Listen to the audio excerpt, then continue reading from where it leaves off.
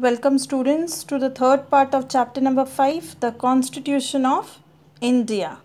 Let us start from page number 37, Fundamental Duties. Rights always come with duties. Rights and duties are interlinked. We cannot enjoy rights without fulfilling our duties. To be good citizens of our country, we must not only enjoy our rights but also do our duties. The Constitution has laid down through the directive principles certain fundamental duties for all its citizens. Yes, in the previous video we have studied about fundamental rights. Yes, rights means hak.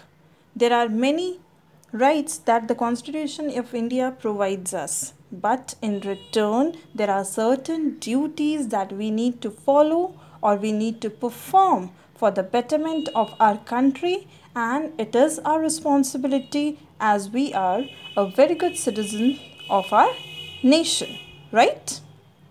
Now, some of the fundamental duties are given here. Let us discuss. We must abide by the Constitution. Abide means follow the Constitution. Whatever is written in the Constitution, we have to follow that.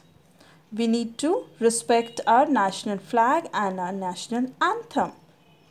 Whenever the national anthem is sung, we stand straight for the respect of the national anthem. We must promote harmony among all the people of India.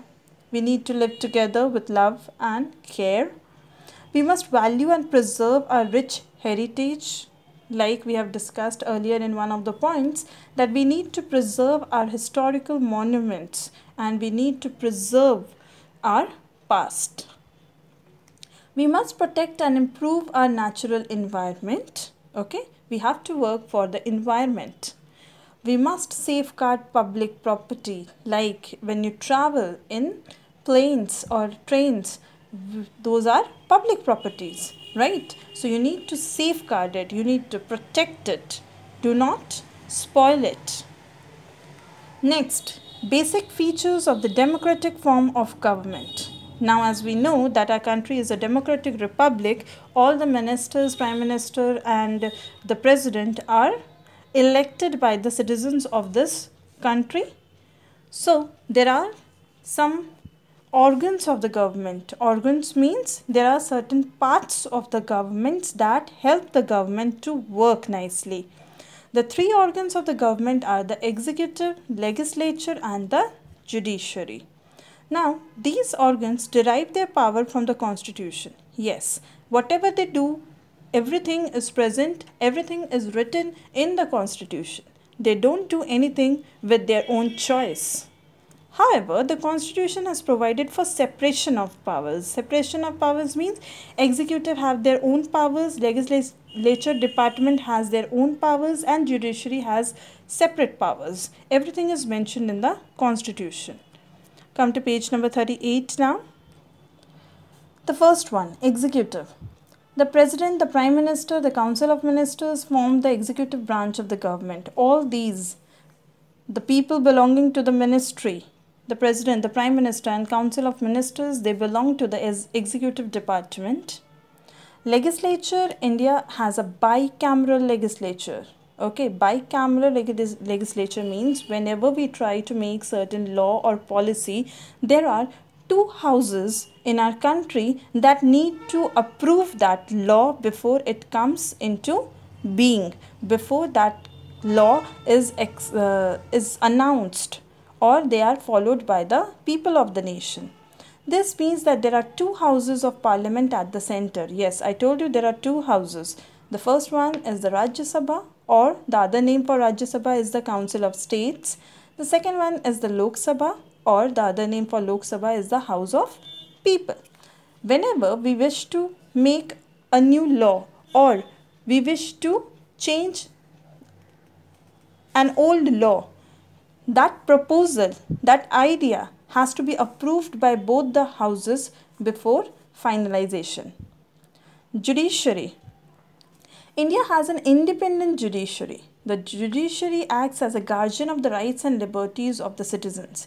We have told you, means we have discussed earlier that if any of our rights are violated, we can go to the court. right? So the courts or the judiciary has the power to safeguard our rights, okay, to protect our rights and our liberties, the freedoms that we have.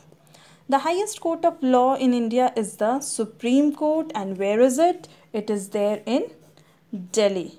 Okay, the highest authority or the person who has the maximum power in the Supreme Court, whose decision is always final, is the Chief Justice. And every state particularly has one High Court, and the Chief Justice of the High Court is its head. Okay. Next, the Indian Constitution is a federal system with a unitary bias. It is a union of states. Okay, federal system with a unitary bias means all the states or all the territories of India live together. They all come under the central government. It has 28 states, 9 union territories we have. Now power is divided between the center and the states. Okay, there are some powers that lies in the hands of only the center. There are certain departments in which the center government can only make laws, even for all the states.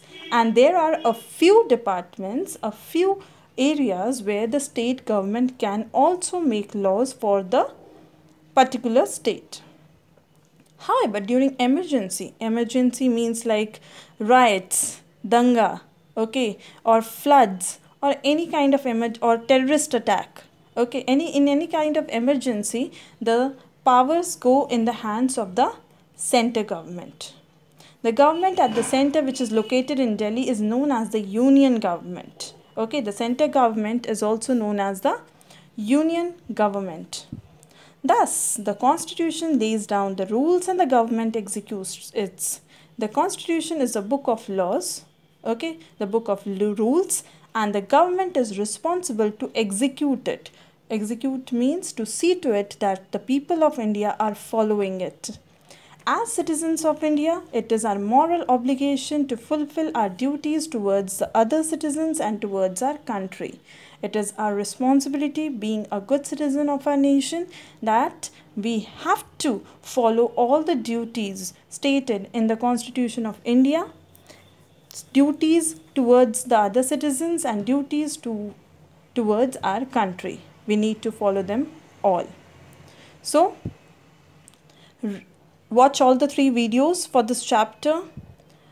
Then, after this, I'll send you all the notes. Thank you.